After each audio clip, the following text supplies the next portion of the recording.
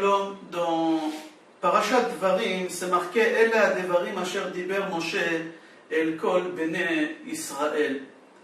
Le Maggid Miduvna, il a posé la question à son Rav, à Gaon Mivilna. Il lui a dit quelle différence il y a entre les 4 livres de la Torah, Bereshit, Shmot, Vaikra, Bamidbar, et le 5e livre Devarim, qu'on l'appelle Mishneh Torah.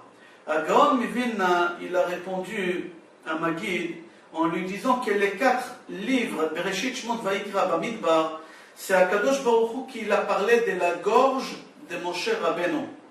Et le 5e livre, Dvarim, c'est Moshe Rabbeinu, c'est de lui-même qui l'a dit. Et que c'est un résumé des 4 livres. C'est pour ça qu'on l'appelle Mishneh Torah. Le Maharal Miprag, il ramène une Gemara Megillah d'Aflamed Aleph Amud Bet, que c'est marqué là-bas que les malédictions qui sont citées dans Parashat Bechukotai, c'est Akadosh Baruch Hu, il les a dit directement par la gorge de Moshe. Comme on a dit, les 4 livres, c'est Akadosh Baruch Hu qui l'a dit. Et les malédictions qu'il y a dans notre livre de Devarim, dans Parashat Kitavon, c'est Moshe Rabbeinu qui l'a dit. Et pour cela, il y a une coutume dans certaines communautés que dans Parashat Bechukotai, quand ils lisent toutes les malédictions, ils lisent Rishon et Sheni en une seule fois. Toutes les malédictions, ils n'arrêtent pas. Pourquoi? Parce que c'est Akadosh Baruch Hu qui l'a dit, on ne peut pas lui couper la parole. Mais par contre, ici dans Sefer Devarim, dans Parashat Kitavor, c'est Moshe Rabbeinu qui a dit les malédictions. Alors c'est pour ça qu'on a le droit de s'arrêter au milieu des malédictions. On continue. Concernant le pasuk Ela Devarim Asher Diber Moshe El Bnei Israël, Rashi sur place dit que Moshe Rabbeinu il a rappelé ou il a fait sous-entendre à Béné Israël tous les péchés qu'ils ont fait. Il leur a fait sous-entendre, il leur a pas dit en direct comme ça. Le Shlach HaKadosh Shnei Luchot Abrit dit que d'ici on doit apprendre comment on doit faire la remarque à quelqu'un. Si on doit faire une remarque à quelqu'un, on doit apprendre d'ici de Moshe Rabbeinu. Moshe Rabbeinu, pas seulement, il leur a pas dit la remarque directe, il a fait sous-entendre la remarque, mais il a dit encore des belles paroles. Il leur a monté le moral en même temps. Pas seulement il les a écrasés. Il leur a dit Havu lachem anashim, chachamim, unvonim, viduim. Après tout, parmi vous, il y a encore des gens qui sont chachamim, que c'est des anashim, que c'est des vrais hommes, yeduim, que c'est des gens qui sont connus, etc. C'est-à-dire d'un côté, il leur a fait sous-entendre la remarque, et de l'autre côté aussi, il les a relevés un peu. Moshe Rabbeinu, il n'a pas voulu les vexer. Il y a un livre qui s'appelle Me'ilo Shel Shmuel, qui raconte là-bas sur Rabbi Shmuel Aaron Yudalevitch. Il raconte que lui, il faisait très attention de ne pas vexer quelqu'un. Il faisait très attention, toute sa vie, il faisait très attention de ne pas vexer quelqu'un.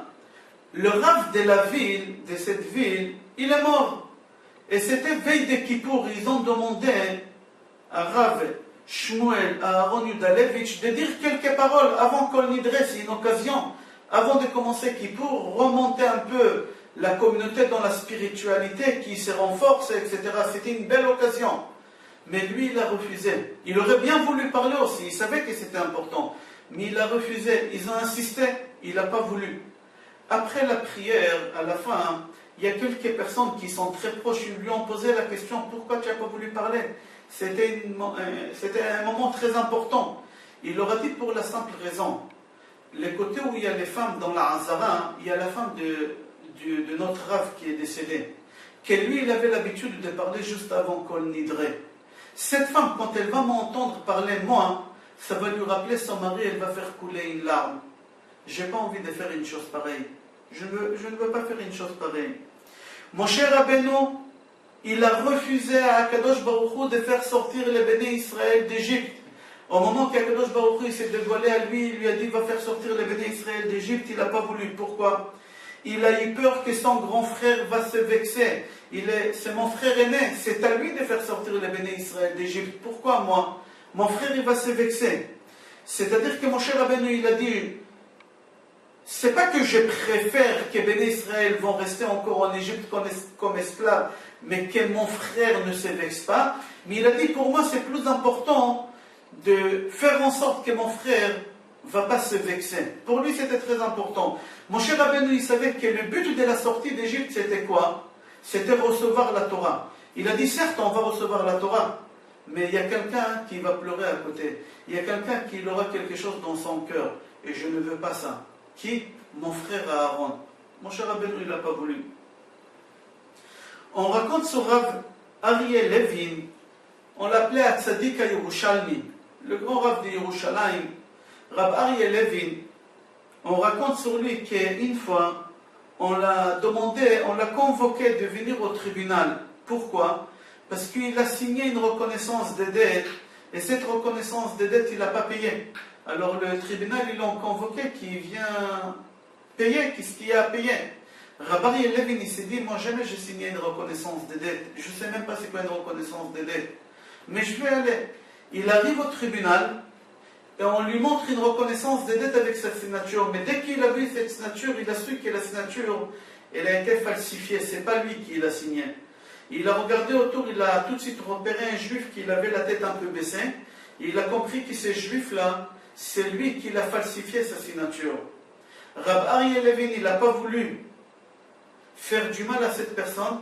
Il a dit au juge, je reconnais, mais seulement je demande ces 28 lirotes à l'époque, ces 28 lirotes, si je peux les payer en 2 ans. Si je peux les payer en 2 ans, parce que c'est une somme élevée que je n'ai pas les moyens. Mais tout ça pour ne pas faire honte à un juif. C'est exactement ce qu'il a fait, mon cher Rabbeinu. Il a fait sous-entendre tout ce qu'il a voulu à tous les béné Israël, mais il ne l'aura pas dit directement.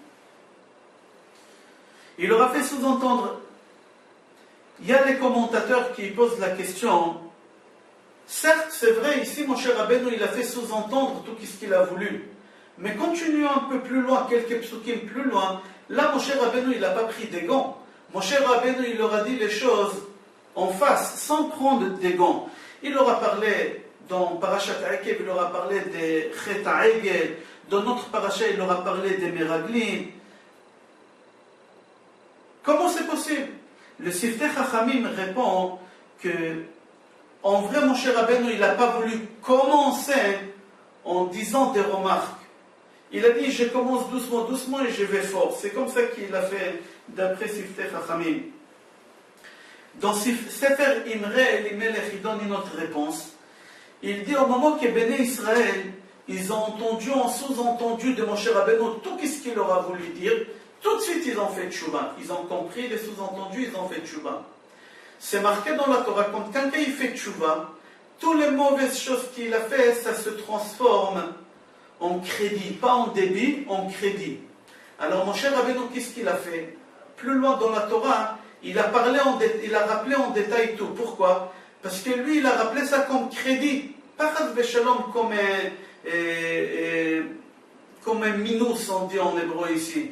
Et vraiment, c'était quelque chose d'important pour rappeler en détail toutes ces choses, parce que Béné Israël, ils ont fait tchouva. Rabbi Tzadok Milouvlin dit la même chose.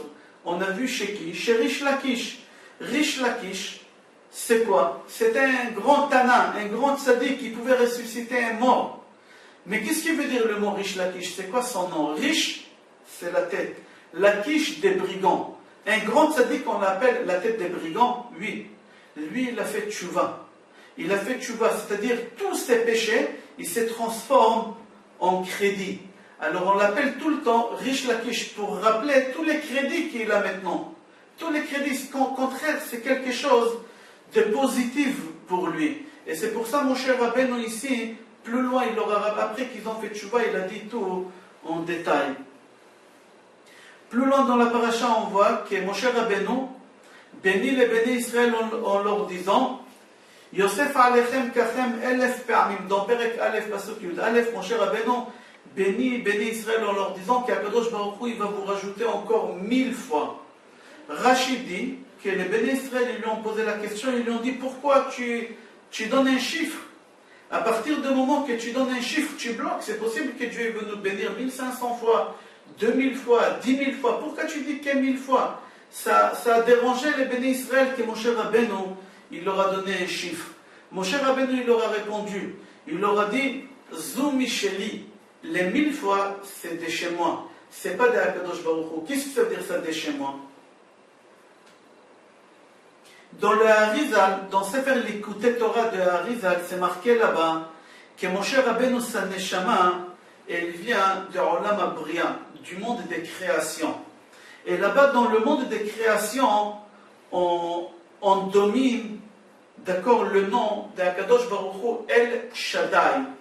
Et la valeur numérique de El Shaddai, c'est 345, exactement comme Moshe Rabbeinu. C'est-à-dire, Moshe Rabbeinu, il leur a dit, moi je vous donne 1000 fois. Comment 1000 fois? Si vous prenez le mot El Shaddai, mais vous les remplissez, c'est-à-dire quoi remplir? Vous marquez El, c'est Aleph Lamed. Vous marquez le Aleph, vous marquez pas Aleph, vous marquez Aleph Lamed Pei Sofit. Après, Lamed, vous marquez Lamed Mem Dalet. Après Shaddai, Shin, Shin, Yud, Nun. Dalet, Dalet, Lamed, Taf. Et Yud, Yud, Vav, Dalet. Si vous prenez tous ces lettres-là, ça fait 1000. C'est-à-dire, mon cher Rabbeinu, il leur a dit, moi je viens du monde de la création. Que le monde de la création, c'est El Shaddai. C'est la même valeur numérique que mon nom, 345. Mais si vous remplissez le nom El Shaddai, comme j'ai expliqué, ça fait 1000. C'est-à-dire les 1000 à moi que je peux donner, que ça vient de mon monde de la création, je vous les donne. C'est pour ça, il leur a dit ce chiffre-là. Ça, c'est la réponse de Harizal. Dans la Haftara qu'on va lire, dans Yeshaya Aleph, c'est marqué dans la Haftara Yada Shor Koneu Vechamor Evus Be'alav Israël Lo Yada Ami Lo Yitbonan. Achida Kadosh Rabbi Chaim Yosef David Azoulay, il explique ce passouk d'après les Yerushalmi, qui s'est rapporté aussi dans les Ritva et dans Yoma Daftet, qu'un jour il y a un juif, il avait une vache. Et sa situation, elle s'est empirée, ces juifs-là. Il était obligé de vendre cette vache-là à un goy.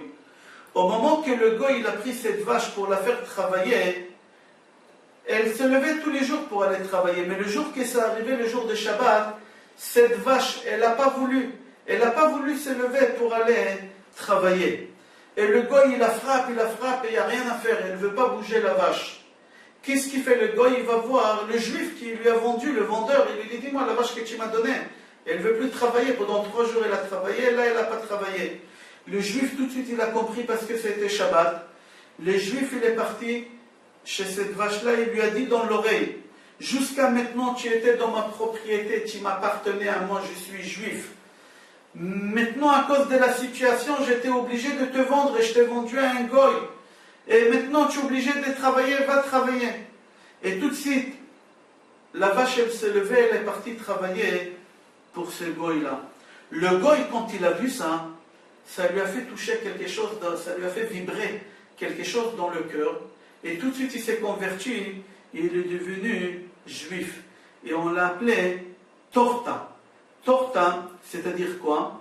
C'est vache. Et lui, il s'est converti au judaïsme. Et il a eu un fils Talmid Chacham qu'on l'appelait Rabbi Yochanan ben Torta. Rabbi Yochanan, le fils de Torta. Un grand tzaddik. Voilà le mérite qu'il a eu. On continue.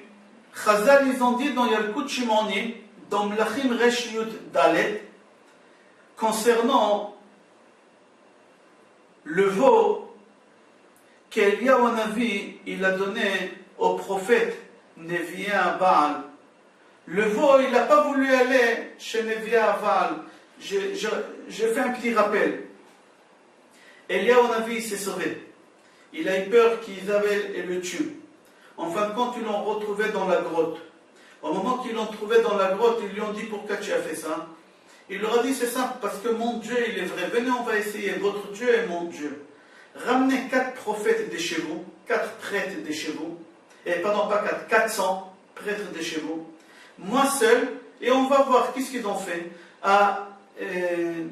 Eliyahu Hanavi, il a dit, moi je prends un veau, je vais le mettre sur le misbéach, sur l'autel, et je vais prier que le feu va descendre seul du ciel pour consommer le sacrifice. Si ça fonctionne, c'est mon Dieu qui est vrai. Si ça ne fonctionne pas, votre Dieu il est vrai. Mais je veux que aussi vous faites la même chose. Vous prenez aussi un veau, vous le mettez et vous priez. Eliyahu Hanavi il a fait, ça a fonctionné. Les goïms ils ont fait, mais le veau il n'a pas voulu y aller chez les goïms. Eliyahu Hanavi il a dit à ce veau-là, va, le nom de Hachem il va s'agrandir aussi grâce à toi. Il a dit oui, mais pourquoi moi, le nom de Dieu doit s'agrandir grâce à moi quand je vais mourir chez les goïms?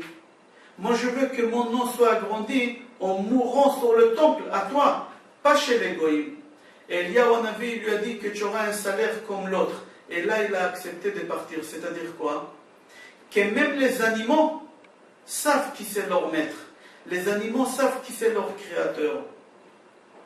Si les animaux savent qui c'est leur maître, si les animaux savent qui c'est leur créateur, qui leur donne à manger, qui leur donne la vie, nous des êtres humains, qu'on est supérieurs beaucoup plus que l'animal, on ne doit pas savoir qui c'est qui nous donne la parnassa, qui c'est qui nous donne la vie, qui c'est qui nous donne la santé. C'est ça ce que le Navi dans notre Haftara dit, Yada Ashar Koneu. Le taureau reconnaît son créateur. Vechamor evus be'alav. Et l'âne, il sait qui c'est qui lui donne à manger.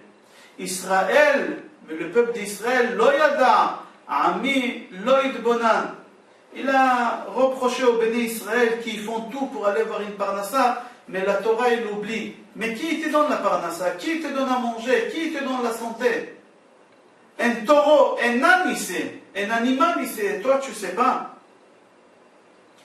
Là-bas, l'Agmara raconte une histoire qu'une fois ils ont donné à manger à l'âne de Rabbi Pinchas ben Yair. Et il n'a pas voulu manger. L'âne de Rabbi Pinchas ben Yair, il n'a pas voulu manger. Pourquoi? Parce qu'il mangeait seulement des choses qu'on a prélevé le maaser. Et là, ils lui ont donné manger quelque chose qui était tevel, ils n'ont pas prélevé le maaser. Même un âne, il faisait attention à ça. Et on raconte aussi qu'une fois on a volé l'âne de Rabbi Hanina ben Dosa. Et pendant 3 jours, quand l'âne il était chez les voleurs, il n'a pas voulu manger l'âne. Il était en train de mourir. C'est rapporté dans Gemara Choulin, page Zayn. Ils ont essayé de lui donner des fruits, des légumes, l'âne il n'a pas voulu. Pourquoi? Les légumes, les fruits n'étaient pas prélevés le maaser non plus. Et sur ça, le Navi dit dans notre Haftara Yada Ashor Koneu. C'est-à-dire quoi Koneu? Son maître, son créateur. Et c'est pour ça l'animal il s'est conduit comme son maître. L'âne il n'a pas voulu manger sans prélever le maaser parce que mon maître ne mange pas sans prélever le maaser. Il n'a pas voulu travailler Shabbat parce que mon maître ne travaille pas Shabbat. Si lui l'animal il sait qui c'est son créateur et il fait comme son créateur fait, toi un être humain tu ne fais pas la même chose. Dans le livre Betorato Yehege, il pose la question. Il dit d'accord, concernant que le taureau, il reconnaît son créateur, d'accord, je comprends. Mais Chamor Evus Be'alav, mais que l'âne, il sait qui c'est qui lui donne à manger, c'est tout à fait normal. L'âne, il sait tous les jours exactement où se trouve sa nourriture. Dans sa tête, lui, il est sûr et certain que son patron, il a rempli aujourd'hui à nouveau l'endroit où il doit manger. Il ne s'inquiète pas. Alors, c'est quoi cette grandeur qu'on dit que Yada Ashor Koneu, d'accord, mais Chamor Evus Be'alav, que l'âne, il reconnaît, c'est lui qui lui donne à manger. Mais pour lui, c'est tout à fait normal. Il fait confiance à celui qui lui donne à manger. Il répond comme ça, que l'âne, il va tous les jours au même endroit où son patron, il lui met sa nourriture. L'âne, il n'a pas peur qu'un jour son patron, il va l'oublier ou il ne va pas lui donner sa nourriture. Il faudra qu'il aille chercher sa nourriture loin. Lui, il est sûr et certain que mon patron aujourd'hui aussi, il m'a donné à manger et il m'a mis la nourriture ici. Il n'a aucun souci pour sa parnassa. Et c'est ça qu'est-ce que reproche le prophète Ishaïa.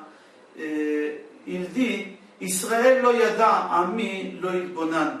C'est-à-dire le prophète veut dire si l'âne il a confiance à 100% sur son maître, qui va lui donner à manger, et qu'il n'aura pas besoin d'aller chercher ailleurs, vous des êtres humains, bénis Israël, combien vous devez avoir confiance sur Akadosh Baruch Hu, qui va vous ramener votre parnassa sans trop se fatiguer, sans souci, sans rien. Pourquoi vous vous prenez autant pour la parnassa? C'est Akadosh Baruch Hu qui fait nourrir tout le monde. Il dit, là-bas le Navi, qu'au moment qu'un homme vient dans ce monde, il vient avec sa parnassa dans sa main. Comme c'est marqué dans Gemara Nida Daf Lamed Aleph Amud Bet, c'est rapporté là-bas. Pardon, Rabbi Yitzhak Omer. Pardon, Amar Rabbi Yitzhak, Amar Rabbi Ami. Ba Zachar la'olam, ba kikar beado. Zachar, zekar. C'est-à-dire que chaque personne qui vient au monde, il ramène son pain avec lui. N'y crois pas que c'est toi qui tu nourris tes enfants. C'est eux qui ont ramené leur bracha avec eux. C'est Akadosh Baruch Hu qui donne à chacun la parnassa. David Amelech dit, Ki ata gochi mi beten mivtachi al shede imi. Il y a un livre qui s'appelle Shomer Emunim qui explique ce passouk au moment qu'un bébé se trouve dans le ventre de sa mère. Il est nourri, c'est miraculeux comment il est nourri, cet enfant, quand il se trouve dans le ventre de sa mère. Tout le sang impur, il se transforme en nourriture. Et cet enfant mange comme ça. Et au moment que l'enfant vient au monde, tout ce sang-là, il se transforme aussi en lait. Et l'enfant, il est nourri par ce lait-là. Et il a le goût salé ou sucré, comme il veut. Et Akadosh Baruch Hu, il surveille chaque créature dans ce monde, car il a de la pitié pour être sûr et certain qu'elle a sa nourriture. Et comment ça se fait que toi, juif, que tu as la connaissance de toutes ces choses-là, tu t'inquiètes pour ta parnassa? Mais le problème, que l'homme, il a un problème, il l'oublie très très vite. Il oublie que c'est Akadosh Baruch Hu, que c'est lui qui donne et qui prend, chas v'shalom, la parnassa. Et l'homme, il va essayer de chercher partout pour ramener la parnassa, que ce soit par un chemin kasher ou chas v'shalom, pas kasher. Si la personne, il aurait fait confiance que c'est Akadosh Baruch Hu, c'est lui qui donne la parnassa, et avec abondance, d'accord, il n'aurait pas eu des soucis, ce bonhomme. C'est rapporté que Rabbi Shimon ben El-Azar, c'est le petit-fils de Rabbi Shimon bar Yochai, dit comme ça. Mais Yamai, jamais de ma vie j'ai vu une biche qui est chasseur. Jamais j'ai vu un lion qui porte du poids. Jamais j'ai vu un renard qui est épicier. Et ils ne travaillent pas, les animaux. Jamais j'ai vu quelqu'un, ni un chien boulanger, ni rien. Jamais j'ai vu. Et quand même, ils vivent très correctement, les animaux. Ils n'ont pas de soucis. Et pourquoi Dieu il a créé les animaux? Pour me servir, moi, l'être humain, que je suis plus élevé qu'eux. Alors maintenant, si je veux voir qui vit mieux que qui, est-ce que c'est moi que je vis mieux que les animaux vivent mieux que moi? C'est évident que les animaux vivent mieux que moi. Ils n'ont pas de soucis de parnassa. Ils n'ont pas de soucis de travail. Ils n'ont pas de soucis de nourriture. Partout, quand ils veulent, où ils veulent, ils trouvent la nourriture. Alors, moi je dois penser, si les animaux qui étaient créés pour me servir, ils ont leur parnassa aussi facilement, alors moi, être humain, que j'ai été créé pour servir Dieu, comment je dois avoir la parnassa facile? Mais le problème c'est que nous, on ne pense pas comme ça, on ne réfléchit pas comme ça. Un natif dit comme ça, il ne faut pas croire que chaque personne est venue au monde pour faire un métier, et c'est pour cela qu'il doit travailler. C'est faux. Le natif dit, la biche dort avec les yeux ouverts. Et pas autant qu'on voit que la biche, on l'a pris comme gardienne, même qu'elle a les yeux ouverts. Le lion, il a une force extraordinaire. Et c'est pas pour ça qu'on a vu que le lion, il va faire un travail de transport d'un endroit à l'autre. On a vu que le renard, il est vicieux, rusé, et pas pour ça on a vu qu'un renard, il est épicier. Et même qu'il ne travaille pas, chacun dans le métier qui est capable de faire, quand même la parnassa, ils ont avec abondance. C'est-à-dire le natif dit, c'est pas parce que la personne est capable de faire quelque chose, alors tu crois que sa parnassa, elle vient parce qu'il est capable de faire quelque chose. C'est faux. Voilà, tous ces animaux-là, ils sont capables de faire des choses, et ils ne le font pas. Ils ont leur parnassa. Alors c'est pas parce que l'autre, il a un diplôme de docteur, alors c'est obligé qu'il a 10 000 euros par mois net. C'est pas parce qu'il a un cerveau de faire pilote, alors il a un salaire de 8 000 euros par mois. C'est faux. On connaît des médecins qui n'ont pas de salaire, qui sont au chômage, on connaît des pilotes qui sont au chômage, et on connaît quelqu'un qui n'a pas fait des études du tout, qui gagne beaucoup plus que les deux réunis. Pourquoi? Parce que la parnassa, c'est Akadosh Baruch Hu qui la donne. Le problème, qu'on a beaucoup de difficultés de parnassa parce qu'on n'étudie pas la Torah. Si on saura comment prendre du temps et fixer dans ce temps-là à étudier la Torah, la parnassa, elle viendra beaucoup plus facilement. Et même peut-être on n'aura même pas besoin de travailler peut-être. Chazal dit comme ça, dans Sanhedrin Tzadik Tet Amud Bet, Lo nivra Adam ella le'amal. Un homme, il est venu au monde pour travailler. Mais quel travail? Alors il dit, s'il est méritant, il va travailler dans la Torah, il aura la parnassa avec abondance. S'il n'est pas méritant, alors il faudra qu'il travaille énormément et très durement pour gagner sa parnassa. Et pour cela, la Gemara dit, Ashrei Adam shu amel baTorah. Heureux cet homme qu'il a eu cette chance de travailler dans la Torah.